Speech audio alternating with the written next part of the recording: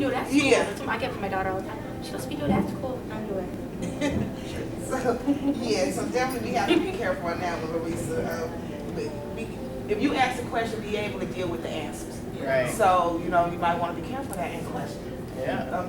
How did the mother avoid an argument in this? Do you think maybe that's what she was doing? You know, avoiding an argument about letting her give her opinions? That's why I said I'm on the fence about it, because if you're giving, you already know, she knows she has to do it, so giving her the option of when to do it throughout the, the day, kind of gives her a choice. And it makes her feel like she has a choice. When you're really telling her she still got to do it, it's just when. And even if she was to say something outlandish, like, you know, Sunday, as the adult, you can come back in and say, well, come on now, let's be more realistic, you know. And I definitely would be careful about letting them do the computer and the game thing before the homework, though. Even though they can have, you know, their choice, I would really be careful about saying, okay, we're going to get on the computer first. And I would probably edge more before dinner, because 9 times out of 10, most of the time after we eat, we get sleepy. It's only the parents and they're not pushing as much to do it. Yeah. Yes, makes it a lot easier afternoon. We're not doing that. Why is her limit sitting effective? Well, she told her she needed to do a half an hour of reading and then she'd get an hour of TV, and if she didn't, she would get the TV. So she knew she needed to do a reading first to get the TV time. And it was kind of used as an incentive also too. You know, you get it done and you get the TV. And she started out by making a statement, and she said, what did she say? Can you guys remember what she said? The mom. She said, you have to. She said, okay, from now on. Yeah. Yeah. It's that way. She said, you have to do Yeah. it from now on. Okay. Yeah. So she knew she had to do it. What else might the mother have done to show interest in her daughter's homework? Asked her what she had to do in the book. She just gave her the Yeah. She could have made it more interesting. You know, well, what's going on in the book? Have you read the first few pages? You know, I read this book when I was a kid. It's exciting. It's something she could have did to maybe make it a little more, show her a little more interest in it, which may have made the little girl more excited to read the book. You know, I think last week we was talking about how we get excited with the kids when we read books and different things. It seemed like it was a workbook. Yeah. Because she said it was an assignment in the book. So if it was a workbook, then okay, which one do you have to do? Let's do it together. And amp her up, really good at that. And we talked about this a minute ago. It talks about how does the mother make the daughter involved in decision making. You know, Give her the choice. she gave her the options. And there's nothing wrong with that as long as, you know, if you don't get the right answer, you just fix it. Tell them, come on. Well, like you said before, you know your child. So you know if So it's certain children you can't give options. Right. Just right. It's something you can't. But honestly, that's the truth. You know, Yes. this is the schedule. You know, you can talk it over with her, but it's not an option involved. You know, this is what we'll be doing. You know, and there's nothing wrong with sitting down and going over that schedule with them. But that does not mean they get the option to say, "Well, I'm going to play the computer first." You know, we just need to, like I say, you know the kids, so we work with That's what I that. do. I'll come to school. And they don't want to see you in school. They don't want to see you in school, but I go. Even my daughter, I go to school. I walk into school, she look at me like, this is my territory. What are you doing here? And I have to explain to her. I said, well, Miss Lady, I'm not going to be in your room long. I just come in to see. And that's what I do, and I don't go. She get attitude, though, she passes it. She get attitude, but she say, I'm leaving you. At 6 in the morning, she happy to go to the bus. And then they say when they turn onto my street, she happy to come home. So everybody's happy. That's right. That's right. How would you handle it if her daughter doesn't? How would she handle it if the daughter doesn't get the homework done before dinner? She wants to know games. She more than likely is not going to watch TV. And Change that brains. kind of ties in, It is. You gotta be consistent. and the next question, how do you help your children learn to be responsible for their homework? And that's one of the things about being responsible. You hold them accountable for what you asked, what they agreed upon, Exactly. what they agreed upon in the house rule. That's why I feel like it was good to give her the choice of when she wanted to do it, because that's showing her responsibility. And you remember what you agreed to Right. versus me telling you what to do. You said Yeah. that you can remind them like they remind us. Yeah, oh, yeah. Mama, you said, well, sweetie pie, you said. Exactly, bring it back to them, but that's why it's important that we follow through. You Yeah. know, we offer that incentive, so when if they get the homework done before dinner, and we said they get that hour of TV, we have to follow through and give them that hour of TV. On the same note, if they do not finish the dinner, they don't get the TV. You're gonna still finish the work, though. After dinner, we're gonna sit down and finish that work properly together, but the TV won't come on, you know. We have to follow through with the good and the bad, right, per se, you know, the incentive and the consequence. The other day, what was it? The other day, my son, he had finished everything he was supposed to do, and he thought, oh, I'm done. Now I'll get some extra screen time. Didn't give him extra screen time. I told him I said, go outside, go across the street. Some kids playing across the street. I was like, go out some kids play. And he's the only one of that age in our house, so he went across the street and he asked, and they played. It was like, I didn't want to go over there, hey, this is my son, can he play with you? Have to teach them how to Kids build don't do that relationships. anymore. They don't know No. about playing outside. It's foreign to them. Yeah, and that's why when we talk about limiting the screen time, they're not outside. One of the reasons is because they're so into these games. My 5-year-old grandson, if you don't stop him, he'll go from the tablet to the computer to back and forth. I mean, at some points, it's no conversation in the house. Everybody on the electrical about device doing something. And I'm guilty because I'm on the computer, and he's doing his thing. His attention is not as long as mine, so he can start off on the Xbox, but then he wants the tablet and cartoons is on in the TV bedroom, so he's running back and forth then. But I have my moments too. We all do. So if we turned off those screens, we can get out. Get out. And they need that. Because when I had my kids, I told them we're going to play Foursquare. They look at me. I said, we playing Foursquare. And they're like, what is that? What is that? And I get out there and I show them how to play Foursquare. I said, we're going to do hopscotch. They look at me. I said, we're going to do hopscotch. They don't know what happened. They have their game. But I'm going to do hopscotch. I still do it in the streets. I played up with my kids this summer. We're going to be doing that. That's one of my goals too, is to get out a little more, and not just for the exercise, because for him and myself, but you can bond a little more, we can do some different things, he can ride the bike and I can walk on the side of him or something, but we definitely go get some things, so I think that's a good goal for myself. And now that the kids race up and down the street, we used to do that too, we don't I do think, that. look at me, I said, So yeah, fun. they said, oh, there's so much, but do you know what's a good part about it? When you do, they tired. I raised my son. I raised both of my sons. Oh my gosh. Well, I beat my oldest son, and so it made him mad. So he wanted to really do it again because he was like, no, I'm supposed to be faster than you. So He wants to be. And I beat kids. Oh, not like that.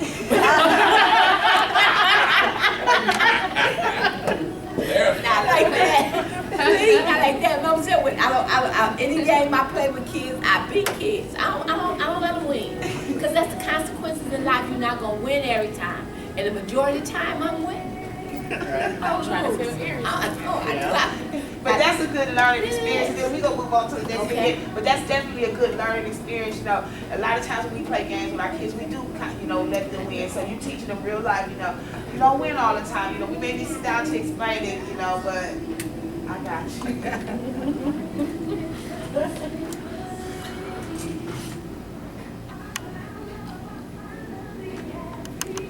And you can use that as a free positive incentive for today. But I'm not ready to go play violin yet. Of course, all children will test the limits to see how important they are to parents. So be prepared to follow through with the consequences. Here, when you're finished playing violin, you can have your camera back.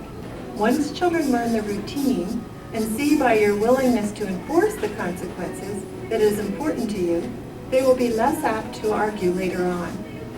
Watch how the next mother does this. Vanessa, I'm afraid you should be privileged tonight because you didn't do your assignment. Why? You didn't do your assignment? I'm gonna do it later. No, you said before dinner, so you have to do it on time. Okay. Alright. Okay, maybe you can do it tomorrow. Hey, Do it on time tomorrow too, okay? How effective do you think this mother is with her approach?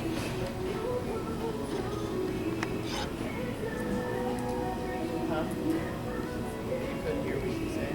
The first mom or the second mom? The second. The second mom? Yeah. Right. We already dissected the first. The first mom was like, okay, give me a camera, no, you're done, that's it, go. And the second one, I think she's a little softer spoken, she's like, well, maybe you can do it tomorrow. Probably would have been a little more direct, well, you'll do it tomorrow earlier, you know, not maybe, would have been, you will. Right. But, she didn't let her have the TV, so that was good. Yeah.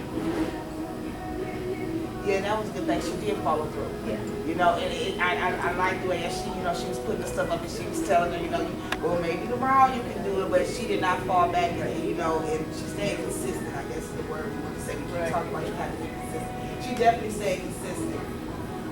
What other privilege could be removed as a consequence? She had a laptop in front of her or something? Is that a? What that would look like a laptop. No, That like was something that sound like you have blocks there. Oh, even in your own household, what can you use? What can be taken away? A privilege that can be removed as a consequence. Now Sam holds up the tablet. We've been talking about the screen time. That's definitely something that can be taken away. Because even as your young son 3 is back there, he would be upset if you remove that because he's enjoying it. Right. So definitely that can be a privilege that can be removed if your child is an not following iPod or through. something, whatever. Like the camera, like the first mom was doing something with her camera or phone. Yep. All of those type of Really things. outside time. Outside time, especially if you have a kid that's really into playing outside or sports. You know, they like to go outside and do the basketball or things like that. That definitely can be removed also.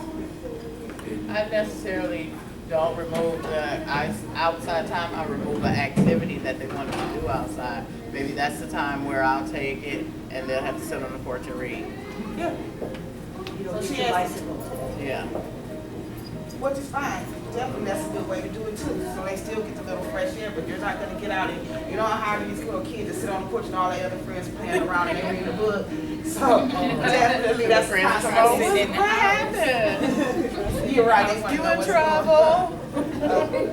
How does the mother avoid a power struggle or being critical? Sometimes just letting it go and picking your battles. We talk about that a lot. Everything does not warrant an argument or a discussion. You know, especially if you already said what it's gonna be. You know, sometimes you just, And she just stated it. and that's what she did. Even the first mom with the camera, like you say, you know, this is it. You know, you're supposed to do this, you did, so I'm taking it. Okay, we gotta do a buzz, hold on. Earlier, we talked about an effective limit sitting last week. We talked about effective limit sitting. And those papers, I gave some papers out, they were from last week's homework assignment, where it talked about effective limit sitting.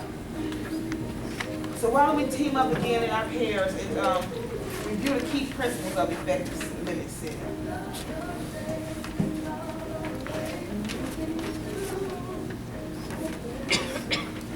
Even our refrigerator note from last week was on effective limit setting. Some of the things they talked about is don't give unnecessary commands. Larissa, you talked about that earlier. Be specific with your commands and don't just give all those extra commands.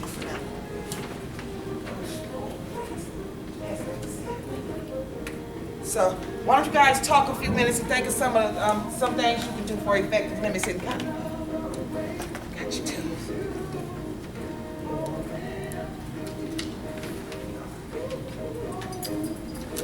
And after you think about it for a few minutes, we'll write some of them on the board and discuss them.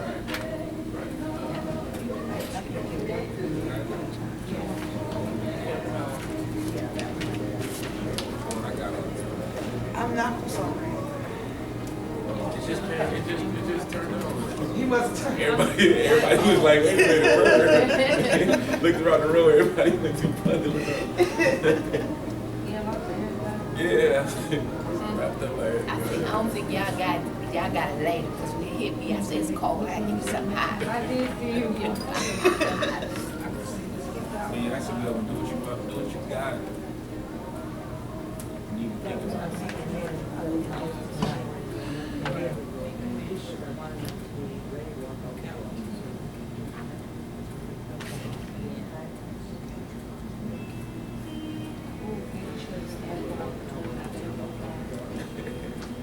that's when we Especially just. when you want to do it right then, and you like, And that giving people opportunity.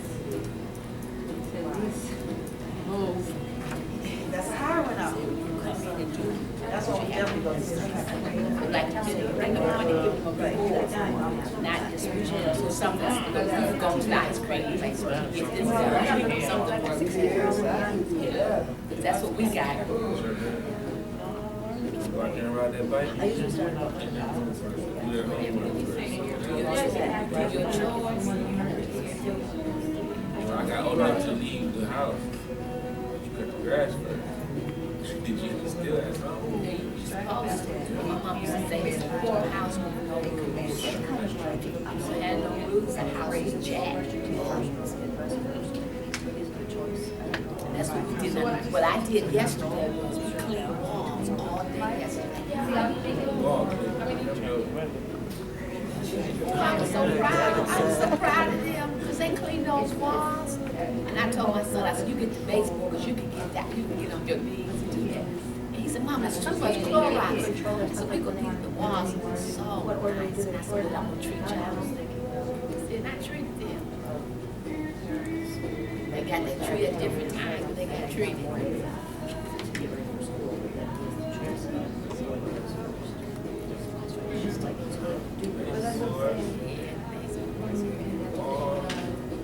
That might make my man go and get on that.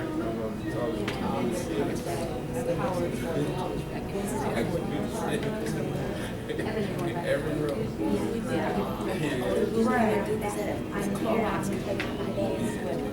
So we're going to do tomorrow, we're going to do family live now, and that's all. She laughed at me, but I feel like I have to do it every spring. That's why I like to know people.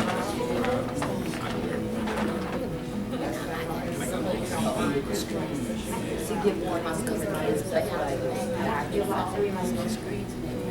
So I got 20 screens that got to be done. What was that class you guys? She said she need help with her screen. Oh, Habitat. And then the whole free, right? They show you how to do it. Oh. Okay, that's good. Yeah.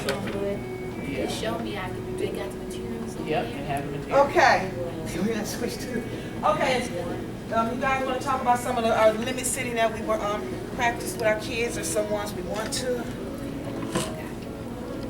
You were saying pretty much be responsible, do what you have to do. Or leave time for you to do something that you may want to.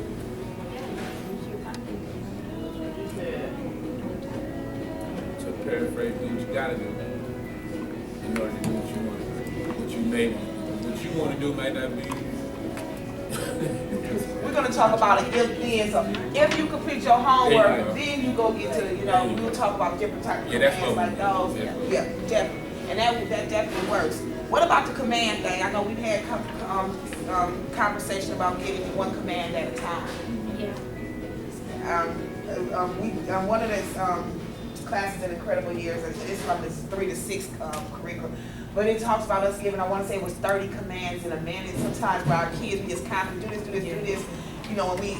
I'm guilty of that. I'm guilty of that. Pastor Shue told me, when you told him to do 3 things already, he haven't finished the first one. And that's all. That was my first one. That was your first one, sister? I have actually had my kids say to me, I'm still trying to do what you just asked me to do. Now, if your kids said that you know you've been a big time Oh, too. sorry, okay. Well, when you get done with that, then would you please? But if we can just slow it down and give them time to complete it, they'll do it more thoroughly. And then it won't be that anxiety or in the things that we cause by doing that. But it's natural, even when we give commands, also we need to be clear. And you talked about that, your son, you need to, don't just say clean your room, you need to do this, do this, do this. That's gonna lead to a clean room. Now, would I be wrong, and so when they brought that to my attention, I said, do you know what I told you? Now, would that be wrong for me? So you have to repeat it? Because that's what I said. I said, what did I just tell you? Well, To understand if you know. Understand, yeah. If I'm giving them 3 or 4 commands, you know what I'm Well, I'm not saying give them 3 or 4 commands, but I definitely maybe give them 1 or 2 commands, but to have them tell you what you ask, that way we know both know that we're clear. Right. You know, there's no Right. room for misunderstanding if you let them kind of get back. They said, you gonna tell me, because if you gonna, if I don't do it, then I'm gonna be in trouble. Yes. I know one of the things for me is I would tell my son, it took my son to tell me, Mike, you give me a lot of stuff to do. And I did, and I didn't realize it. And then sometimes they'll call me on it, and I'll be like, oh, I did do that. Or I did say that. And it's like, before parents would feel that was disrespectful for them to say it back. And I was one of the parents, and now we're going to have some words. But you have to respect them as people as well. So we just got to work on it. It's a process. Definitely a process, and I always tell people that. This is another big one that I would like to discuss a little bit. It's about the threats. Don't threaten children. Don't threaten children. We talked about, like you said, when and if. I said when, and still we'll use the when and then. So when you complete this, then you can do that. Instead of saying, if you don't do that homework, you ain't watching TV, you ain't doing this, you know, that comes across really hostile and aggressive way. We can just say it and do it, and if we follow through, it's way more effective than the yelling. If we follow through it, when you do this, then you can get this. You know, it's just a lot more effective. Any more?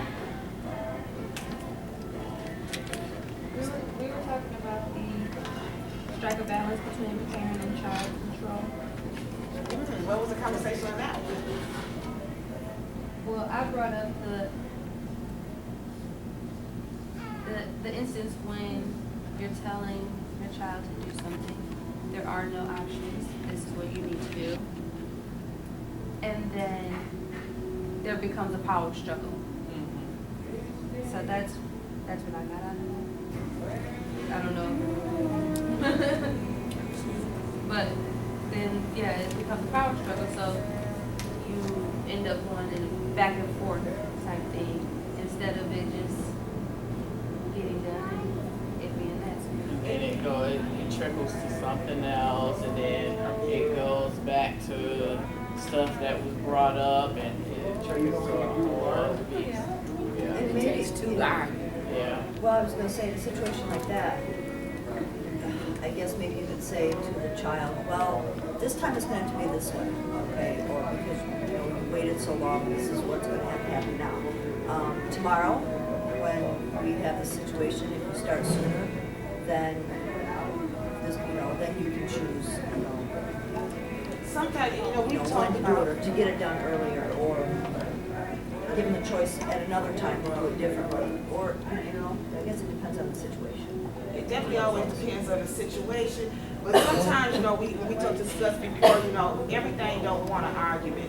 You know what I mean? So when you give a child control, the control you give is a lot of times you're given an option. Okay, we can cook now or we can cook later, you know, simple things like that. I think that they share the decision making, and also they have a little control, but only certain things the child can have control of, you know. Saying that, okay, well, I'm going to stay up till midnight and go to school when I want to. That's not nothing that's negotiable that we can give a discussion to, because that's not going to happen. But for us to discuss the menu or discuss the time that we eat or discuss an activity and give them the option to make that choice, I think that's okay. You know, on certain things. Definitely on certain things. You know, so that keeps that balance, but we definitely, certain things just don't. You know, because we can argue, we go back and forth all day, you know, and that's not conducive to a good relationship or anything else. I just wanted to, we had added support your partner command. And I think it's very important when there's mom and dad in the home, that they're supportive and bring forth reinforcement, and then that's total balance. You know, they don't go back and say, She gets from one to one house, then to the other, and then, Well, that lets me this. Good point, because, you know, we, Pastor talked about that we have to be a supportive, our support system has to be supportive and, you know, kind of be on the same page as you. You know, it's mom, dad is in the household. Then Connie says, even if mom and dad is not in the household, they need to be on the same page. which, so you don't confuse the child for one, but if we're on the same page, we're assuming this is a good page, you know, we're not teaching bad things, so we should both be on that page. So if you're at dad's house, the bedtime should still be 9 o'clock on the school night, whether your mom or dad's house. And another thing I try and teach, the support partner also could be the older siblings. The older siblings that are in charge of the younger ones, they have to support each other and be on the same page as well. Connie stated that her My mom, she talks with the kids a lot, and her. And a lot of times grandparents tend to be a little like my grandparents, I mean, they were softer, they were grandma and grandpa, you know, you got away with more, you got to do more, you got a little extras. So grandparenting today as part of the support system and caregivers, you can't really be so like my grandma. Like lenient, just Lenient.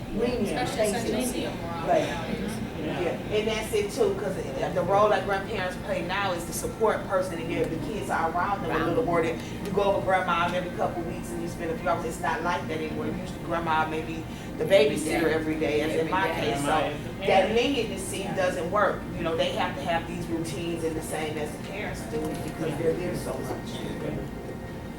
Okay. I said I'm gonna do that. I am.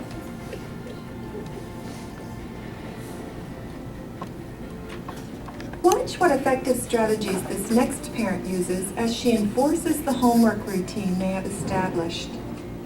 How do you get your homework done? When you finish your homework, then you can watch television. That's not fair. No, please. Oh, all right.